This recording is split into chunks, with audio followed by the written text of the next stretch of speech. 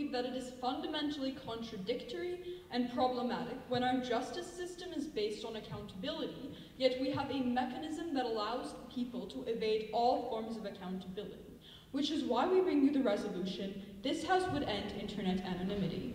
Now, as first speaker, I'm going to be doing a few things for you, definition and model, and then going into constructive. Now let's get started with the definition. We define this House as Western liberal democracies. By end, we mean we are going to ban it, and by internet anonymity, we are referring to two types of anonymity. So first is absolute, so we think that your IP address should be able to be tracked, and second is the more commonly understood form of anonymity in terms of nicknames, handles, etc. So let's get into a model. What do we mean by this and how is it going to happen? We basically are saying that you are not going to be able to go by a nickname or something along those lines on online websites, and you are going to have to go by your real name and your real age. How do we think this is going to happen? Obviously, we recognize that this is going to take some time. The process we propose is international bodies working together to create a database, working with governments with people's citizenship in terms of their names, ages, and so on. Websites are going to have to be designed to accommodate to this. Any website that does not agree is going to be shut down by the government. Moreover, the governments of many countries or international bodies need to be set up to work together to ensure that these websites do not stay in place, and also that all IP addresses need to be tracked. So we basically say that there's going to be a system that regulates this. We're going to be making an exception for anything that governments feel the need to make an exception for example, CIA like witness protection programs, but we think that's going to be a huge, vast minority of the cases, so we don't think that that's going to be a big problem. Now that we've established our model, let's get into some constructive. First, I want to talk about security and how this is going to increase security. So, in the status quo, we think that the internet can be a big threat to security because specifically and especially because of this anonymity in a few different ways. Now let's talk about some examples. Number one, and we've seen this quite a bit, especially in the 21st century with the rise of the non-state actor rapidly happening, is terrorist recruitment or radicalization. We think a lot of terrorist groups such as ISIS, interestingly and most famously, use social media as a way to recruit people, as a way to radicalize people. Other examples include things such as scams or threats. Third, things such as child pornography or pedophilia and grooming of children through this way. And finally, things such as using this as a way to trade money for drugs, the organ trade, and so on. Now, what changes under our side? Under our side, all of your actions are going to be traceable to your name and to your IP address. What are the impacts of this? Why do we think that this is generally very good? Well, the most obvious thing is as a result of this, you're more likely, and I'll take you in a second, Eric, you're more likely to be traced down. More is going to be accountable to your identity, to your name. As a result, you're more likely to get caught. When you engage in these criminal activities, it is easier for people to report you or people to understand that you are actually conducting some form of a scam or something illegitimate. As a result, we think that this is going to be an important deterrent to people acting in these unlawful ways online. So as a result, we think that these crimes that I've already listed are actually going to decrease. Yes? On the topic of ISIS, for example, if there were a refugee fleeing ISIS who wished to post a news update about ISIS's progress, wouldn't ISIS then be able to track them down and endanger their safety in your world? We don't think that that's actually going to be very likely to happen. What we tell you is that there's going to be these people can still, if they think it is an extremely legitimate concern to their safety, similar to a victim or witness protection program that exists under the status quo, can apply for such an exception. But moreover, what we tell you is still, we think that even if that happens, there are adequate protections that can be taken. We think it's actually better than you stop people from joining ISIS in the first place. We think that that's more important. And moreover, even in the case of ISIS, it is already in their interest to hurt anyone Western that they can anyway. So we don't think that this is a specific problem necessarily. Now, furthering into my impact of the security argument, we also think that it is going to be easier to track and identify suspects, especially because you can track their IP address. If you think that someone is on the run, or if you just want to keep an eye on them as a government body, we think that it is going to be much easier now that this anonymity does no longer exist to carry this out, to do so. And finally, on the note of radicalization, we think governments can see if there's a certain increase of radicalization in targeting. Are they targeting younger people? Are they targeting young boys, young girls, any specific population? And we think that as a result of this, people can see how these interactions are taking place, and governments can create strategies to target counter-radicalization, when they understand who these people are targeting, who's interacting with terrorist organizations, and so on.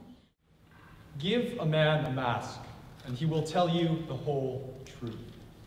Oscar Wilde. On-side opposition today, we stand in firm opposition to the resolution proposed today because we believe the internet is more than just a tool for governments to track down their citizens. We believe the internet is the best forum we have for not only protecting our people, but also giving voice to millions around the globe. In my speech today, I'm going to first present our two contentions and then move into refuting the two contentions presented by side proposition. My partner will handle one last contention for side opposition.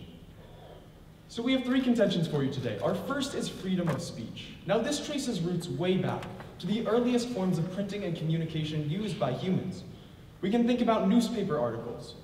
For example, Ben Franklin, during the early days of the American Revolution, wrote a series of essays under the pen name Silence Dogood. The Federalist Papers, for those of you who are fans of the musical Hamilton, were a series of essays to be anonymously published, defending the document to the public. These founding documents were often published anonymously in the newspapers, the periodicals, and the magazines of their time. They were a place for all citizens to be able to voice their opinions without fear of repercussions for their personal safety. And that is a fundamental right, the right of a freedom of speech. But the forum today has moved beyond magazines, periodicals, the written word. It's moved to the internet, where people share ideas, where people write these essays and post them online. But if we took away this anonymity, we would also take away one of the greatest rights that we enjoy, the ability to speak our minds without fear of repercussion. Yes, Nels? We already have limitations on freedom of speech, such as hate speech being illegal. Why can't that also apply to the internet? We believe the on-side opposition that people will be safer. The reason we restrict hate speech sometimes is to prevent a clear and pressing danger. But we believe on our side that opposing this resolution will actually keep people safer and thus better achieve what side proposition is trying to do. So without further ado, moving on to our second contention, safety. Now, as much as in our status quo today, people can share private stories on the internet with a reasonable degree of safety by taking measures to conceal their name, their age, and their IP address. As you've heard, side proposition would demolish exactly these three tenets of privacy. In a world without anonymity, as they've mentioned, people can be tracked down by friends or by strangers. Side proposition themselves mentioned that to track down others, the US government can track them down. But imagine what happens when we give this power to track people down to terrorist groups, to racists, to violent terrorists. Our world will be safer if people are able to share their stories without fear of repercussions. There are a few examples of this which we can present. For example, there might be a gay teen who isn't ready to come out yet, but still wants to tell their story. Inside Proposition's world, they would be robbed of their anonymity. They might be ostracized by the community, or even beaten, as many gay youth have been. We can think about anonymous tips to news organizations. Side Proposition proposed a witness protection program, but this takes a long time, as I'll show in my refutation. And finally, we can turn to, as Side Proposition said themselves, the real age that you would need to reveal on the internet. This seems to us like a recipe for exploitation and for predatorial behavior on the internet. Countless times, people have used safety and freedom of speech, just one moment, Naz, freedom and safety of speech to advance society and protect their own privacy. We can think of Deep Throat, the informer who called newspapers about the Watergate scandal and ultimately broke the scandal to the world. Yes? When a 46-year-old man is no longer able to pose as a 12-year-old girl and groom younger girls into meeting him, what is the harm of that? Because those 12-year-old girls and those children everywhere, as Side Proposition has said, will no longer be able to conceal their age. They will have to post their real age to the world if they ever want to use the internet. That seems like a step, multiple steps too far for Side Opposition to swallow. Moving on to refuting Side Proposition's case. Now, they have a couple contentions. Firstly, security. There are a couple reasons we believe this falls. Firstly, because Side Proposition's plan actually makes users of the internet less safe. Now, I brought up the case in my POI of a refugee trying to spread news to the world about an ISIS attack. They said they could apply for a witness protection program or subsystem. This is essentially asking that refugee or that informant to go through miles of bureaucracy when they could be tracked down by ISIS at any moment. If the US government can track people down, so can ISIS. And that, as side proposition has said themselves, is a very real danger we have to face. Sorry, not at this time. Side proposition during their speech also said that if you think someone is on the run, it will be much easier to track them down without anonymity. We think that speaks for itself and to the safety of those using the internet. Finally, in refutation of their contention on security, we believe that we cannot stifle the discussion and safety of millions of people just in exchange for nabbing a few bad guys. This is an exchange that tramples on the fundamental rights of millions, and it is an exchange that we believe no one should be willing to make. Their second contention, marketplace of ideas, will be largely refuted by my partner, who's talking herself about how the internet promotes a better discourse on the web, how it creates more honesty, and as, linking back to my first quote, how a more honest discourse means more people are telling the truth. To briefly preview what she'll say, the most positive way to deal with those who spew hate speech, to deal with racists, sexists, homophobes, is not to stifle their speech, but instead to engage in meaningful discourse with them. And to engage in meaningful discourse, we must be able to have honesty. And to have honesty, oftentimes anonymity is what we need. So for these reasons that I presented for you today, freedom of speech and the safety of internet users, we urge you to vote side opposition. Thank you. Ladies and gentlemen, we have a side opposition who has a flawed understanding of the current way that anonymity works on the internet. And it's because of that a large majority of the matter that they brought up in today's debate actually falls flat. Because so many of the harms that side opposition believe will come to pass if side proposition's motion is passed already exist in status quo. I'll be proving this to you through my rebuttal, and I'll be moving on to my positive matter, in which I'll deal with the perceptions of social problems and how those are perpetuated under the status quo. So the first thing that I have to deal with in my rebuttal is this idea of anonymity that was brought up in the first speaker's introduction. So he spoke to us about how publications of documents and things in newspapers, there's always been some ability to be anonymous on those platforms, right? And how that's beneficial because it means people can spread their opinions and feel safe, and that's a really great thing. What we tell you here, ladies and gentlemen, is twofold. Firstly, we tell you that because the nature of the internet is so vastly different from any other kind of communication system that we've ever had in the past, we think the harms that are created with anonymity on the internet are far greater than any of those that were faced in the past. But secondly, what we tell you is that we think people can still share their opinions. People can still have whatever opinion that they want to have and share on a public platform. The only difference is that they now have to be tangibly accountable for the things that they're saying. So this works under the idea that they brought us of safety. And essentially they gave us this idea that people are more safe when they're able to be anonymous, and that's great because we want to keep people safe. And we wouldn't have as many whistleblowers if they weren't allowed to be anonymous. Again, we tell you that our response. So besides just making the internet a really bureaucratic place that's no longer fun for people, making me have to change my Twitter username from Mo1234 to Muhammad, we think that the proposition forgets the nature of the internet in today's debate. Because their biggest strategic flaw is that they assume that someone owns the internet and can actually control it. We have a couple of problems. The first one is that as soon as you take away anonymity, you're going to take away people's privacy, and they concede to this. They concede to the fact that suicidal teenagers will no longer feel that they can use things like chat rooms as an outlet. Rather, they think we should banish them to using whatever professional means they can find alone. But more than that, in the same way that they tell us it will be easier to find terrorists and bad pedophiles on the internet, we think it's also very easy for these very people to find people that they want to target in terms of the crimes that they do.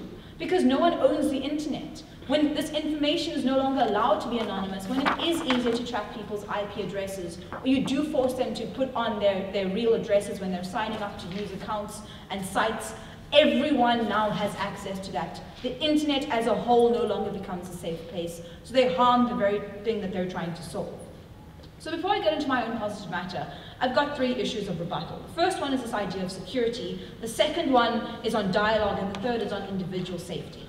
In terms of security, what we tell you is that you no longer have the security that they actually want. Because they can only stand in this debate if they can show us and prove to us that we're now going to have less terrorists and less criminals using the internet. Firstly, we just don't think that's going to occur because we think these groups of people are already using the internet in ways that aren't anonymous, and so it's still a lot more difficult to track them down. But secondly, we think they just mischaracterize how the internet works, and as I've already proven to you, we think that security is now worse for everyone. But secondly, in terms of better ideas, we think two things are likely to happen. The first is that people are still going to continue using the internet. So even in the case of people who are doing hate speech, we still think that they're going to occur on the internet. We see it happening already, as they say. But moreover, you feed into their very narratives when they think that they're living. As Rebecca said, the question we are trying to answer today is which internet gives the user the best experience? And this, we believe, can be broken down into two true questions. Firstly, which creates a better dialogue on the internet? And secondly, which better defends the individual? Now, firstly, to clarify what's been said earlier about where you can track, who can be tracked down under which framework, as Maya for the proposition said, all we really need to know is that in one world you are easier to track down, side propositions. And in one world, side oppositions, you are harder to track down. That is all we really need to know about the state of the internet today. So the question then is, which would you want to live in? And to answer that question, we need to answer those two. Firstly, which better creates a better dialogue, and secondly, which better defends individuals. So for dialogue, as my partner has stated over and over again, we need to exchange knowledge and ideas on the internet freely. We need to have open dialogues, to have, as Mills said, a place where people can exchange error for truth, a true marketplace of ideas. And to have all the ideas out there in this marketplace, we need a place where people feel safe speaking their views, where people feel like they won't suffer repercussions in the real world simply because they state something unpopular, simply because they reveal a secret about themselves. As we pointed out earlier, from our founding fathers to gay youth telling their stories, people around the world use privacy and use anonymity to share their stories. They use it as a place to create a better internet, a more open internet, where there is more open dialogue and more honesty. These are the revelations that push society forward. These are the conversations that move people to change their mind and move our minds forward. But then we have to deal with individuals. So which of these better protects individuals? Well, for two reasons, this falls to side opposition in the debate. Because it protects freedom of speech and being able to share your views without fear of repercussion. And secondly, because it protects safety, since people are able to share their stories without fear of harm in the real world.